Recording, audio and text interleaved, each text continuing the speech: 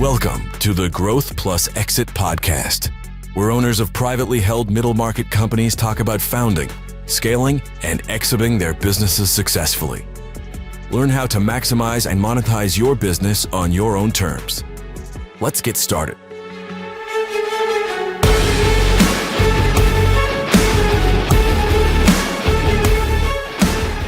Hello, I'm Heather Bennett, your host for the Growth Plus Exit podcast. This is the podcast featuring middle market owners and experts talking about founding, scaling, and exiting their businesses successfully. Past guests have included Doug Tatum, founder of the Tatum Financial, Dan Lawrence, the co-founder and CEO of OBM Inc., and Allison Cummins, the founder and CEO of Blue Outcomes.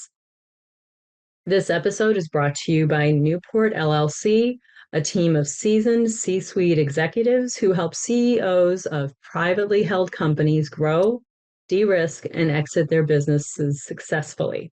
Go to newportllc.com, our website, or find us on LinkedIn to learn more and to reach out to us. Before introducing today's guest, I want to give a big thank you to Doug Tatum for introducing me to Kelly. Doug can be reached, he's at newport.llc.com through The Birthing of Giants, or I highly suggest reading his book, No Man's Land, as well. So I'd like to introduce you to Kelly Schrad. Kelly Schrad is the CEO of CapStone Technologies and the founder of DataVizion. He's brought his expertise in driving business strategy and operational excellence to both these organizations, and we're going to, during our conversation, get into that discussion. As the founder and CEO of DataVizion, Kelly built a $20 million organization, at the same time fostering a family culture recognized with multiple Best Places to Work awards in Lincoln, Nebraska. And those Best Places to Work awards are really a hallmark of what I would consider incredibly successful companies. So their leadership focused on developing transparent, trusting environment where creativity and innovation are encouraged. Kelly implemented innovative programs such as employee onboarding and employee engagement and early on, and contributing to what I would call a very high-performing team. Kelly also disrupted the status quo, renewing interest in innovation and change, and regaining team alignment. So hopefully we're going to get into some of this during our discussion about how he was able to do that, because right now, so many businesses need to bring innovation and energy to their teams, to their employees, and we can all learn how to do that better, I believe. Kelly, welcome to the show. I'm so glad you're here. Good morning, Heather. Glad to be here. Good morning. So tell me a little bit, let's start with DataVizion. Tell me about the company, how you founded it, how did it get started?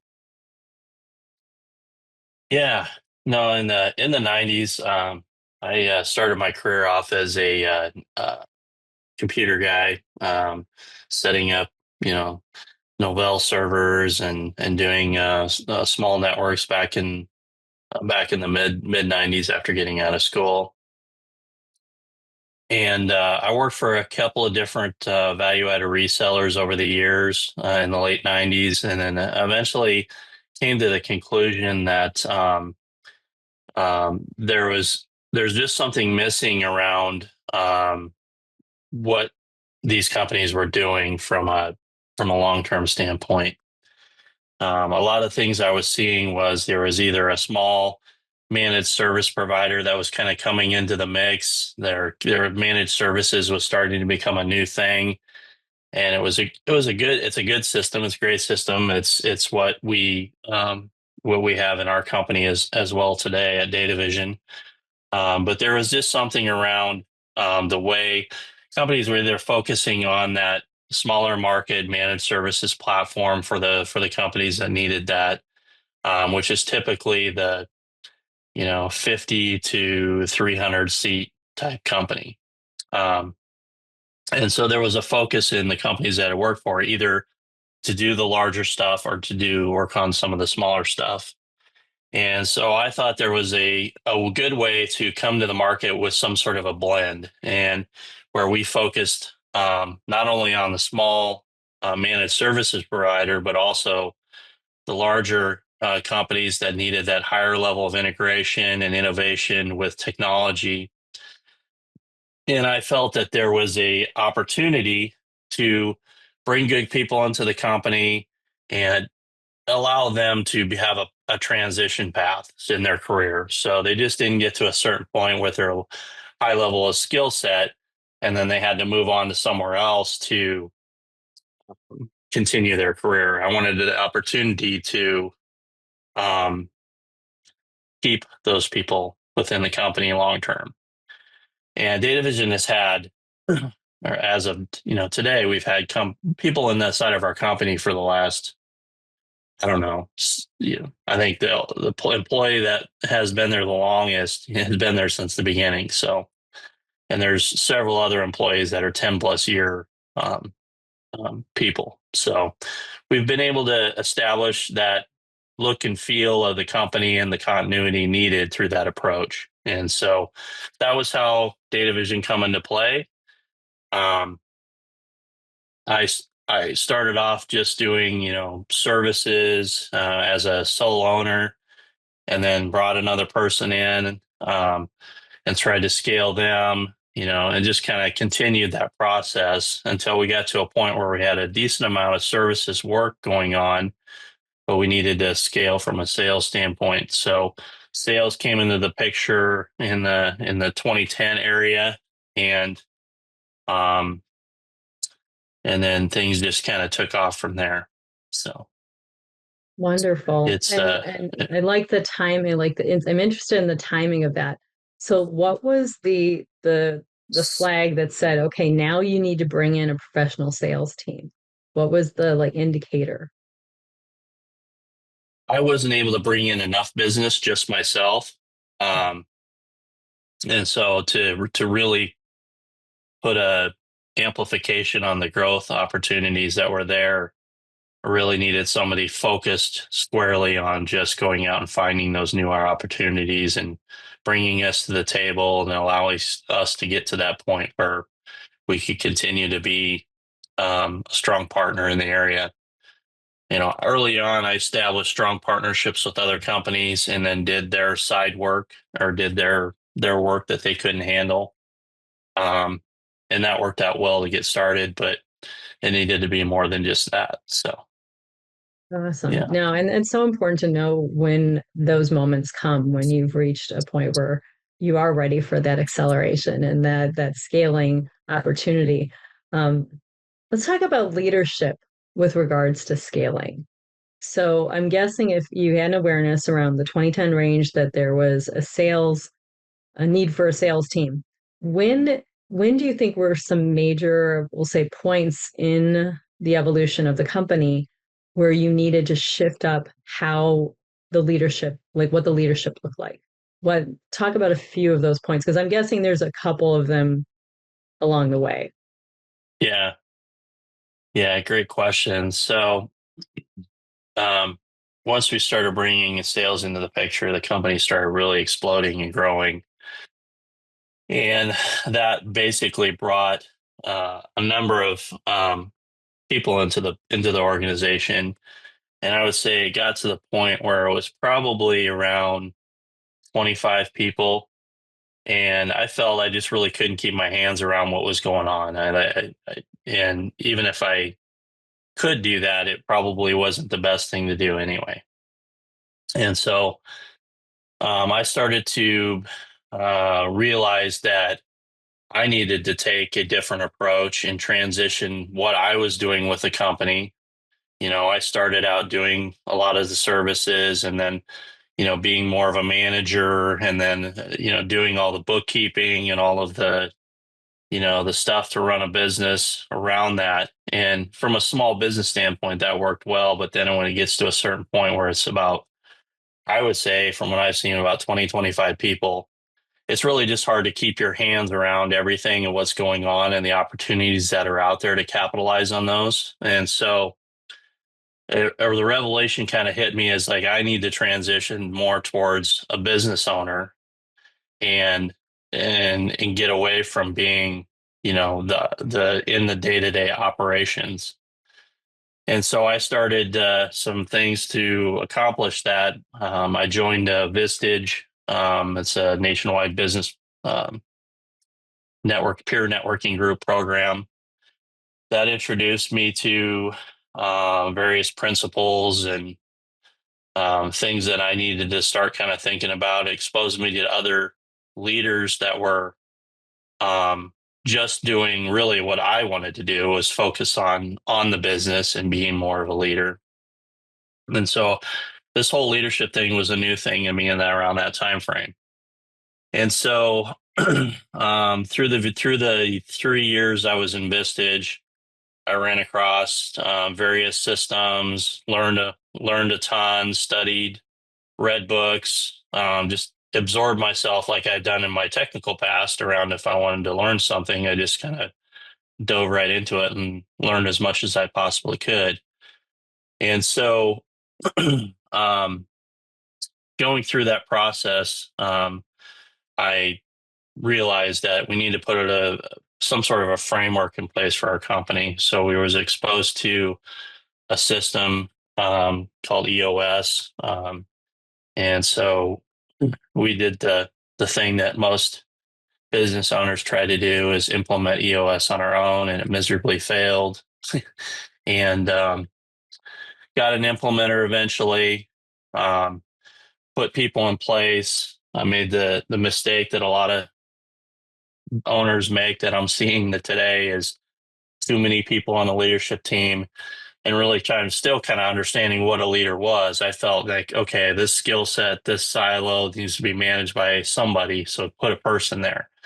And it was really more about, as I evolved, I learned more and more that it's more about the type of person more than the skill set, the attributes that they carry.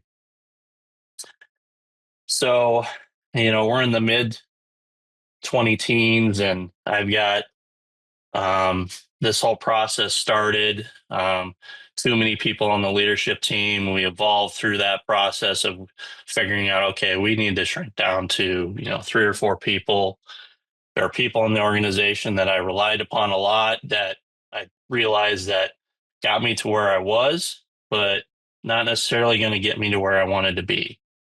And so we had to make some hard choices around those folks potentially not being on the leadership team, and then evolving through that process of helping them folks stay in the picture with the company if as we could. We didn't keep everybody, but I did get the right people in place eventually, um, that were able to kind of take it to the next phase. And the next phase was just kind of like, I would call it, we were crawling at that point, and then we kind of stood up and started walking, but we were kind of fumbling around, still not knowing what we were doing as a team. And then eventually it just kind of clicked, and things, I would say, just kind of over time, just worked themselves out. You kind of figured out, like, you sometimes you put the wrong person in the wrong seat, and so you go through that process. Sometimes you elevate somebody that shouldn't have been elevated. You learn through that process.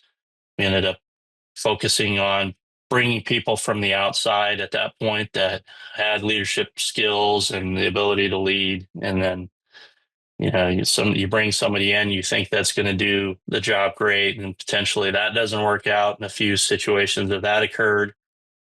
And, I would say by the late teens, we had a really strong team in place, and the company was able to move forward. And then I felt my next step was to allow people to continue to elevate. I need to focus on something else. I needed to probably start pulling myself away and going through that process of what EOS traction teaches you about letting go as a leader. And so letting go was a whole another um, learning process. So you start by kind of letting go of functions and learning to delegate better. And then you start learning about what works and what doesn't work in delegation at that level. And then finally, I got to a point where I was able to step out of the picture in one of the roles. And then lastly, I replaced myself. and fully stepped out of the picture.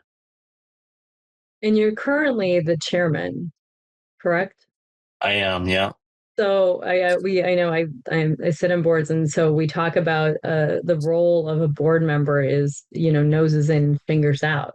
So when you're talking about that transition of delegating and stepping back, it's the organization is getting the benefit of your experience and your wisdom and your strategic thinking without you having to be doing all that day-to-day work.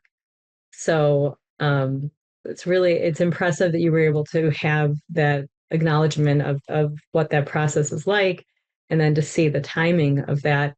So in your role as the chairman, what are the, let's say, what are the challenges, or what are the opportunities you're seeing from that role versus the CEO? Because I'm sure there's a lot of our audience who are contemplating that move. Like, they've been the founder, they've been there from day one, turning lights on in the morning, hiring everybody all the way through, and they're thinking about that next step.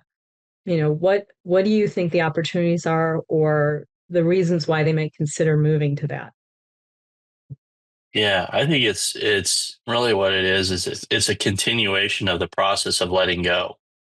Um, Over the years of, replacing myself and bringing other people in the picture, it's really hard, especially a detailed analytical person like myself, to kind of let things just happen. And I think it's just an evolution of that process.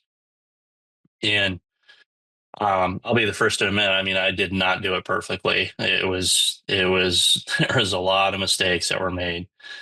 And over the years, I learned through those mistakes, and um, eventually you just kind of continue it. And fortunately, I have really, really, really good people in place today that have helped me through that. I have good leaders, people that have run businesses before were brought into the picture, people at that level of understanding. And so, as chairman, I'm still learning. I'm still trying to understand how I can be impactful at DataVision and not be a roadblock or be in the business a bit. I'm currently at a point now where I meet with the CEO of DataVision about once a month, maybe twice a month. And we're still formalizing a bit of a cadence around the topics that we discuss. But most recently, some of the projects that they're working on are exciting. And exciting for me to step back and say, oh, that's really exciting for them. And it's not necessarily something I can be involved in. They're in an acquisition mode, and they're looking for other um, companies at a smaller scale than ours that we can add on to our business and scale and grow. Um, they're um, finally getting to a point where they've got a really solid middle tier management team in place that are running a lot of the day-to-day operations. So the executive team now can be really focused on strategic and planning and forward-looking items.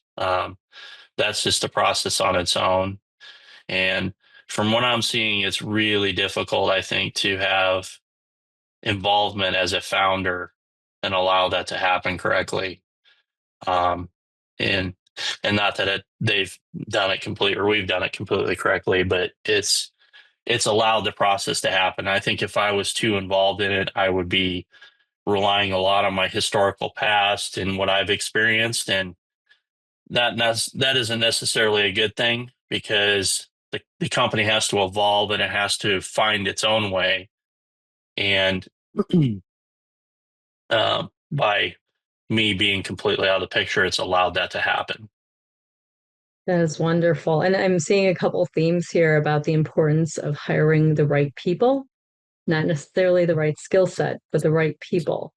Right. Which it sounds like you've been very lucky, or also very, very smart about the focusing on that, as opposed to just, well, this person says they can do this job. And their history says they can do the job, but that doesn't necessarily mean they're the right fit Yeah, we're seeing the fit of culture and the individual, especially in a leadership position. And I love that you also mentioned the middle leadership tier and what that relationship is like, and how those different leadership tiers really rely on each other to do the roles they need to do. And I know, since you've had experience of birthing of giants, and definitely with Newport, we really focus on helping business owners, founders work on their business and be able to think strategically, as opposed to being in the day to day and working in their business. So what did you learn from birthing of giants? Like, what do you think the big lessons that you got out of that experience? And maybe tell me how you got to birthing of giants. And I love hearing that you did Vistage. The lifelong learning is, we'll get back to that too. But Yeah. how did you find birthing of giants? Um, Birthing of Giants came about, I want to say 2019, 2020 area. It was kind of the area right where I was slowly elevating myself out of the business and cultivating the next CEO, the next, leadership team to take over and run the company. We had experienced some significant growth over those couple of years, and it landed on the um, CRN's fast growth, or one of those, I'll call it Inc. 5000 criteria awards. And I believe due to that, we ended up on a list. And I think Lewis had reached out via email through his company. And I'll be honest, I saw the email and I'm looking at it and I'm like, okay, this just looks a little gimmicky. And I even joked with Lewis today, is like, I I don't know where really at the end of the day made me, follow up on this, because it looked a little suspicious, um, but I ended up applying and following through, and and joining the program. And uh, I would say it's just a continuation of seeing other business owners and how they're going about things from a where they're at. And I would say in that Birthing of Giants crowd, there was a wide variety of entrepreneurs. There was folks that had really small companies with maybe 7 to 10 people, but they were doing, high revenue, that were in, a specific industry segment. And the spectrum was wide. And so just seeing that, experiencing how they looked at different things as we went through their process, and I'll talk about their process in a little bit. Um, but just seeing that environment and being exposed to it, it also challenges me. It's something that, you're sitting there and you feel a little bit intimidated, around all these other people that are really successful. So it pushes your game up a little bit. And so there was that aspect from a culture standpoint. Um, so talking about their process a little bit, when they have a system where it's basically focused on 1 year from today. So you show up, you kind of, it's it's a little bit awkward in the beginning. There's a series of questions and you're kind of thinking about things. And Lewis really challenged us to think outside the box. What is it that you're really, really good at? So we had this exercise where we emailed a bunch of people and said, "Hey, what do you feel are my strengths?" And then we got those responses back, and then it led to people, I would say, in that group down different paths.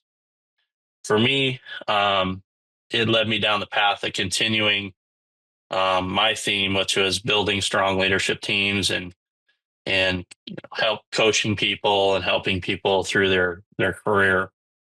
And so I'm continuing to do that by, right after that, I went through a program called IPEC. It's a executive coaching program. Found several other different kind of frameworks that we could use to help other business owners. And it kind of spearheaded me down the path of getting into the business advisory side of things. And so that's where I'm at today. But going back to that time frame, or in that program, you're focused on 1 year from today. And, in the midweek, I said it's fairly awkward. You get to that point where it hits you. It's like, okay, I need to do this one thing. And then you put the plan together, and they do at the end of the week like a Shark Tank kind of thing. So you get up in front of, all of these folks, and they bring in kind of an advisory council, high level people that are, specialize in certain areas, one of which was Doug Tatum. And they kind of pick it apart and just kind of challenge you on what your 1 year plan really needs to be. And so it was just, I would say that was probably the most valuable part of the program, is just seeing those really high end business people that have been there, done that. They advise those folks on really where their focus needs to be.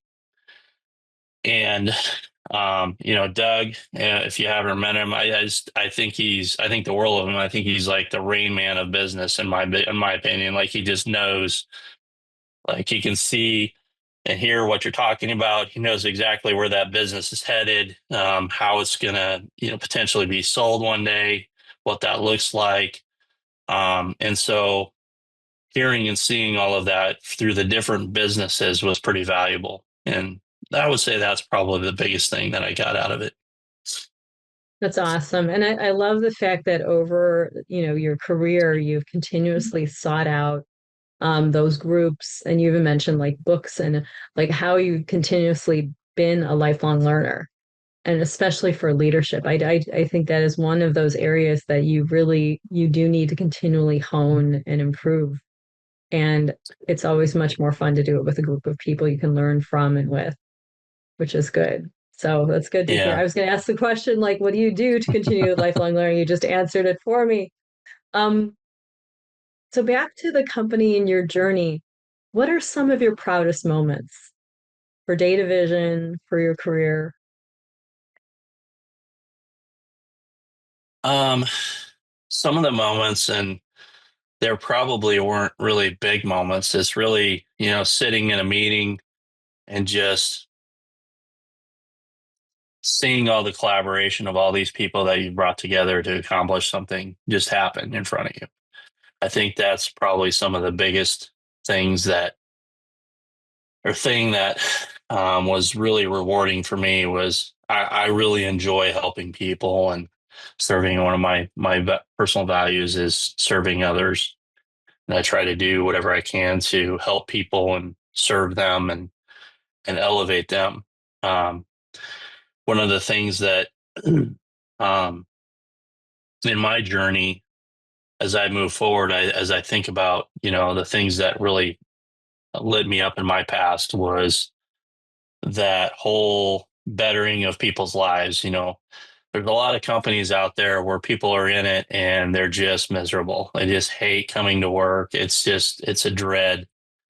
And I just feel really bad about those people that going through life, just kind of going from day to day and trying to survive, and having a hard time operating in a company they just hate. And I just think it's sad. So um, one of the things that I work on right now is working with companies to help build that culture, help build, and really it starts with the leaders and helping them understand what good leadership looks like, and helping them really at the end of the day kind of let go. It's kind of that letting go process. It's not being so controlling, letting go, allowing people to step up and have excitement in their roles, and not just be kind of a grind. So um, I think I don't know if I went the right direction with your question or not, but that,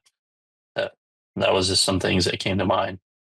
Excellent. No, and I love this part, like being able to ask what the proudest moments are, because you'd think that they would tend to be some big, huge event, but it tends to be those smaller ones that are more memorable and impactful long term, because they're the well, we talked about like the flags, like when something has occurred, or recognize that point. And it's those smaller things that sometimes are the moment that you realize we accomplished the goal we set out to get. And that's Yeah. and the fact that you keep mentioning culture and people, it really, I'm not surprised your company has been as successful as it has been. It's Yeah. very cool. Yeah. And when you think about those moments, it's really, it's like you go through this process of putting something in place that you see where it's at and where it can be, but not everybody else is quite there yet. Yeah. And you kind of move along and you're ahead of everybody. And eventually you kind of look back and like everybody is at that point. And it's sometimes as entrepreneurs, we kind of forget to realize it's like we're always chasing and going, you know, chasing growth and going bigger and better and all of that. And people come along at a different pace. And then kind of when you reflect, you can, like right now, I look back and say, okay, well, we had such a hard time building that middle management team within our company, but now they're at that point. Now they're seeing that traction. And it may have been really frustrating for an entrepreneur like myself at that time to not see things snap into place quickly. And, you know, we want things to Mhm. go fast and they don't happen at the pace they happen at the pace so that everybody else can come along at. And so just kind of seeing those points where you look back and like, okay, well, that was really frustrating what I was trying to accomplish. And now I got the team in place and now they've got to that point where 5 years ago, I was trying to get them there to that point, but I was working to get them there to that point, but now they're there. Now they've arrived Yeah. and they're doing that thing that we were working so hard to accomplish at the time. So it's almost like this lagging view of success Yep. as you go through it. And that's definitely the role of the leader is to be able to see around. We always talk about at Newport Partners where our job is to see around the corners and then to help that business owner, like bring them with us so that we can show them, look, here's where you're going and this is how to get there. Um, so let's see where we're going. I'm going to start with this one. Um, where did you grow up? And what was that like? And what do you think you got from your beginnings that helped you become such a good leader? Um, yeah, I don't. I'm trying to think if some of those items are the same as being a leader, as more or less being a high performer. Um, I'll talk a little bit about high performer maybe first because I think that's probably the first point that where I came from got me to where I'm at. So I grew up on a a farm in northeast Nebraska, right outside a little town called Elgin, Nebraska, 800 people, a small rural community. My dad farmed. Actually, in the early days, he worked construction and he farmed in the evening. So I grew up in a small trailer house on a small plot of land, and my dad worked two jobs basically. He worked construction during the day, and he'd come home at night, and we would work on the livestock operation or in the fields or whatnot. So my dad was a really, really hard worker. Is a really hard worker. And so just seeing that and the fact that, you know, they talk about you have to do the things that other people probably aren't willing to do. And led that with me by example. He did a lot of things that, yeah, I look back and go, man, that's even what I've gone through. You know, he's done a lot of things that I'm not sure I could have done. And you know, he made a lot of sacrifices over those years to do that. And my mom supported him, you know, along that way. And you know, they had some difficulty later in their years and end up, you know, going through a divorce. And so, you know, you talk about what do we call it, adversity. And there was a lot of adversity in our life at that time, a lot of adversity growing up over the years. A lot of things that I would say were really difficult growing up as a kid, you know. So, you know, my dad had this expectation of me, you know, he was working two jobs. He was like, well, you know, from the time I was probably 6 years old, I was out doing something. You know, I was either doing chores or I was working on something. And then eventually got into school. And I'd go to school, come home and after school, and the first thing is change and go do, what I needed to do for the evening. And then a lot of that time was spent, working in confinement barns and um, cleaning out barns. And so there was a lot of time to sit there and just kind of like, you're sitting there just doing this monotonous job. And so a lot of time just to think about things. And so spent a lot of time thinking and dreaming and wondering, okay, what's my life going to be like outside of this? And, eventually I got hooked into computers, which was a very entry level thing back in that time. They weren't very. I think we had about 6 computers all in our school, and they were older Apples or something like that. Um, so just getting exposed to that and really kind of it honed my curiosity that direction. And so when I got out of school, I ended up getting into computers and going that direction. But to go back and look at those years, it was really a lot of the hard work, doing what you had to do to get something done.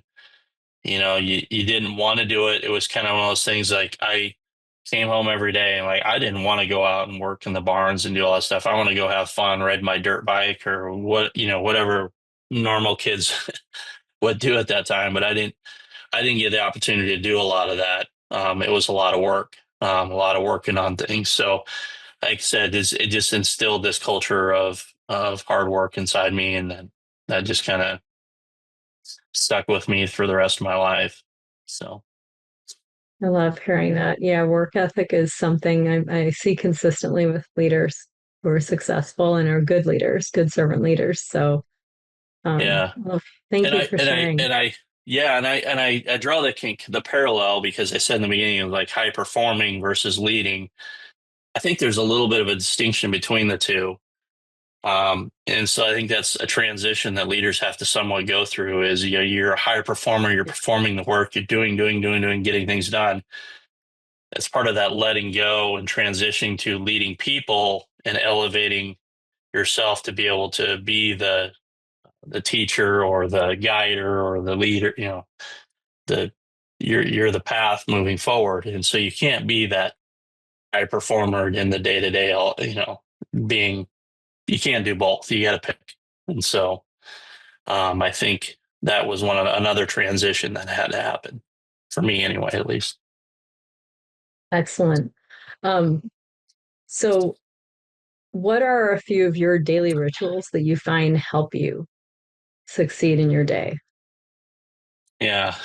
Um, well, I'm still honing in on what on what my true daily ritual is. I think I like a lot of variety, a lot of variety. I like chaos a bit, and so um, it's hard for me to establish that sameness every day. So I really push myself to sit down and just think about things at one point during the day. So no matter what it is I'm doing, I try to take time just to sit down and think about what the future looks like and what I'm doing today, what I've done in my past that I need to reflect on to get to that point. Um, and I think it's that just spending time thinking, and you think, okay, well, that seems a bit lazy, but it really Mm, is important, because you got to cultivate that. It's almost kind of like being a kid again and dreaming about the future.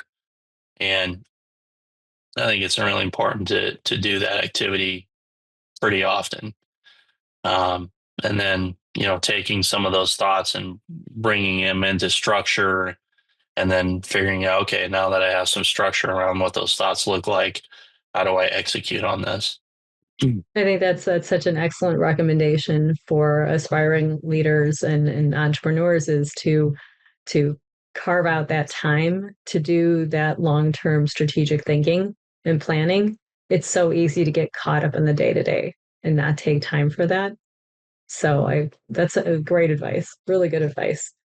I do have one last question, but before I ask it, I want to point people to your LinkedIn profile, which is probably, as you had said, that was probably the best way to reach you. And then the last question I'd like to ask is, what is a hard lesson that you learned while starting and growing your business that you'd like to help other CEOs and entrepreneurs avoid?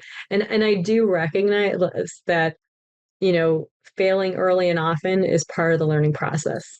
Um, and like I was originally a scientist, so I firmly believe in the scientific method is that every failure is just one step closer to success. But is there a hard lesson that you'd like to share to help entrepreneurs maybe avoid one less failure, one less difficult moment? Yeah. Like you stated, there's a lot of small failures over the years that shaped, my future. Um, I would say the biggest, probably one that was probably the most difficult to deal with, and the results of this actually happened to me here pretty recently. Was just, you run, you go, go, go, go. You're building, you're kind of trying to. It's exciting, so it's pulling you into it day to day as you're building your business, and it's really hard. I have a family of five, 4 boys and a girl, and it's really hard to balance that, to focus on your family. And I would say I probably didn't focus on my family and my marriage and that whole thing, my personal life, as much as I should have. Um, and the results of that are lagging results over time. I still coach my kids, and they're incredibly dear to me. I do a lot of things with them. I love them, obviously. And some of them are actually going off into being an entrepreneur, and helping them has been exciting to see. But the quality of their life, maybe the difficulty that they face as maybe I wasn't around. And I would say, like, from a present standpoint, wasn't around as much as I'd probably like to have been. That's probably the biggest thing I would say, looking back, is establishing a system that allows you to be more present with your in your personal life and with your family, and focusing on that more. That's probably one of the things that was a hard lesson I've learned and continuing to learn. So That is wonderful to hear, and probably makes you much more aware of where you are now, um, which is good. And yep. again, it's all those things that it's so easy when you're working in your business you don't pay attention to, and so it's good to be able to step back and say, okay, what's the priority? What's important? Yes. Really good advice. Thank you so much for sharing. Thank you, Kelly. This is for being a guest on the Growth Plus Exit podcast. It was such a pleasure learning about you and hearing more about the process of growing DataVizion, and your advice. It's for other business owners. So I have been interviewing Kelly Schrad, the founder of DataVizion on the Growth Plus Exit podcast. Thank you for listening. And again, thank you so much, Kelly. This was wonderful. Thank you, Heather. It's been a pleasure.